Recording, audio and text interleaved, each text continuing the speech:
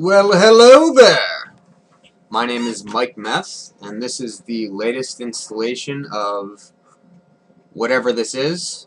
These tutorial type of videos that I'm doing. If you've been keeping tabs, I've been doing a couple of these Victor Cruz painting videos. Sort of from start to finish. Trying to remember exactly where the last time, where I left off. I don't really remember. There's been a decent amount of time between the last video and this one. I finished this painting that you're looking at maybe 5 days ago. I don't know. So what I'm going to try and do with this video is sort of tie the whole thing together, just sort of briefly explain how I got from A to B, as it were. So let's see what we got here. Get rid of this stuff, this stuff.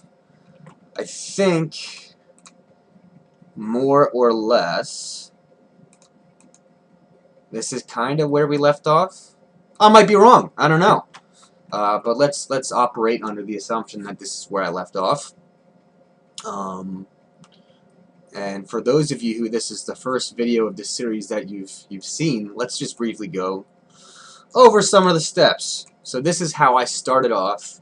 You'll also note, if you've seen some of the other videos, that I changed from a vertical composition to a horizontal one. And this is this is a perfect example of what not to do. I sort of just flew by the seat of my pants with this painting instead of taking more time to carefully plot out the composition, which is really the most important part when you're doing a painting or a drawing. So this is a perfect lesson. I originally planned it out. Let's see if I can pull it up. No. I can't speak today. I think I painted or saved over it, rather. Anyway, if you so choose, you can go back in time and look at some of the older videos and see that I was working with a vertical composition. And I realized pretty late in the game that it didn't really work for what I wanted to do, so I switched to this horizontal composition. Let's move on. I'm harping on this too much. So this was sort of the initial sketch I did. Kind of looks like a zombie, as someone mentioned. After this point, I mean, it's really basic. The proportions are off, but it gives you a basic idea of what you're working with. And then I moved on to here. I usually like to focus on the face first, because, with any type of portrait or character illustration, if it's based on a real person especially, the likeness is really, that's the most important part. People's eyes tend to gravitate towards the face, so I tend to head there first and put some details in. This was the next step. As I mentioned in the other videos, I usually like to paint the whole thing in grayscale first, because in my humble opinion, the values, the contrast in blacks and whites and grays, that's really the most important part. If the values are off, everything else is going to suffer. So I like to kind of get my painting done in grayscale first. So that's what I did here in this step. And then in the last video I was doing a little bit of coloring. So this is my basic color overlay, my first color pass. So I take this grayscale image, and with overlay color mode, as I mentioned, I very basically put in, I block in some colors, and then once I get that, I start going in with opaque colors, more a traditional style. Going in for the subtle nuances of, the colors in the face, the jersey. Blech! Pressing wrong buttons. So yeah, I focused first on the face, and then, you can see I started to hammer in some of the colors on the jersey and the rest of this stuff. And then the next step is, just more progress of that. Doing more work on the jersey, starting to detail the numbers a little bit. Logo, put in some of these uniform details. Start to do some work with the hands. I mentioned, with the exception of this background, which is a temporary placeholder, I really never have, for the most part, any pure whites or pure blacks for the most part, for that matter. So the parts that look pure white, like here, if you're looking over in this area where the color picker resides, it's a shade of reddish yellow. And that's just general color theory stuff. I went into that in the last video, I think. Everything is affected by light and shadow. So you're going to be hard pressed to find any examples of pure white or pure black in the natural world. When you look at a photo, sometimes you'll see what appears to be pure black or pure white, but that's more of what the camera does itself. The camera sort of compresses the information. It tends to clip things off, clip the color information, and sort of round things off. When you're looking at something with your eyes, you really never see pure white or pure black.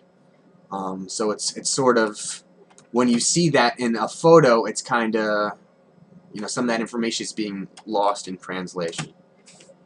And then the next step from here, which is, I think, no, maybe here's where I left off. And then here was kind of like the last detail pass of Victor before I threw in the background. And with this, start doing some cool details like little stubblies on his face. Start putting veins in the hand, fingernails, details as small as that. As the NFL logo here, Giants logo here. Just little things, more veins. Most people won't ever see these details, but they give me peace of mind, I think. I like them. And then the last step was to sort of throw in the background and sort of tie the composition together. I don't know if you can see it from this step to this step, but actually when I threw in, I hope I'm not giving anybody a seizure.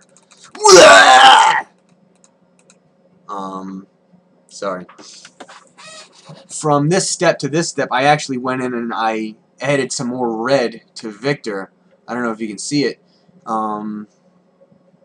Just because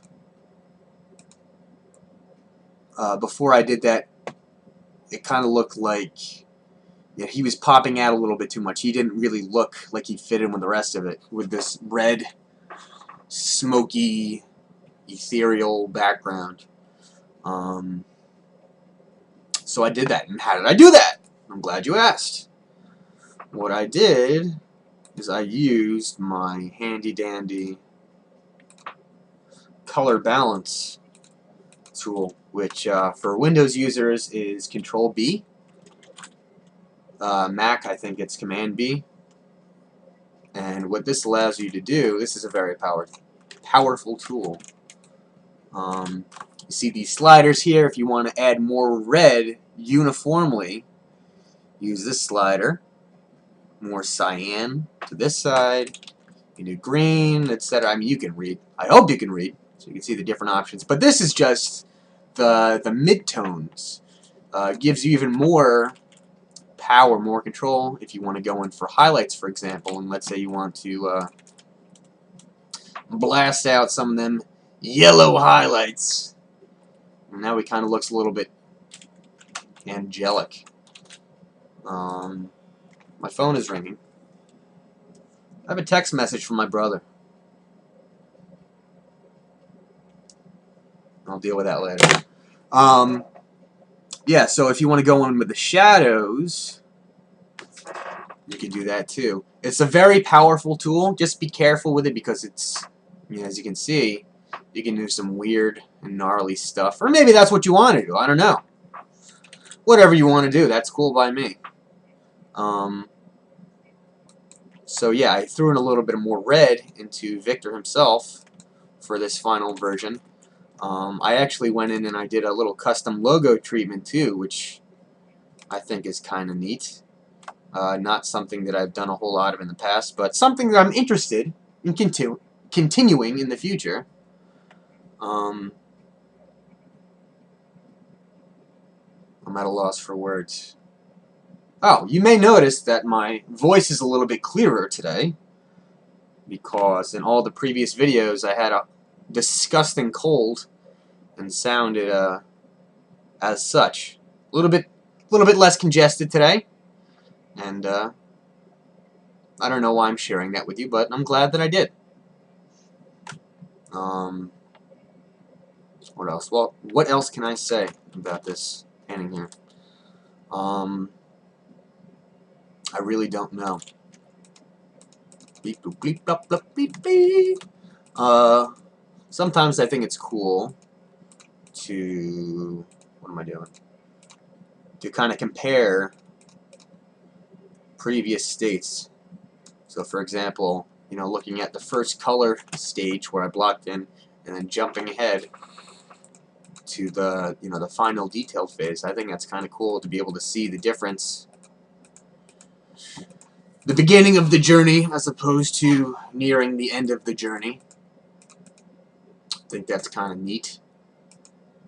And then all the way to the final stage with the logo here. My sweet little signature guy down here. That's more or less it. I don't really know what else to say. I'm glad, for those of you who followed through these videos, I'm really glad to have had you on this journey with me. I think it's kind of cool to be able to see, or to have you see if you've been watching, how this sort of came about from start to finish. From the beginning stages of this hideous sketch and how it got to this. I think it's cool. Gave you a glimpse into my world. And appreciate your watching. I'm planning on doing a lot more of these videos, and hopefully by the time I get there, I'm going to have a better idea of what I'm actually doing. Like I've said in the past, if you have any specific questions or areas you want me to touch on, please feel free to keep them to yourself. Now, please feel free to ask me those questions, to post any questions or comments in the YouTube comments section, and I will address those in the future. And that's pretty much it for now. I appreciate your tuning in, and I look forward to continuing this journey in the future. So thanks again, and I'll see you guys soon. Be well. Godspeed. And if I can find the stop button, I will stop this recording. Alright, goodbye.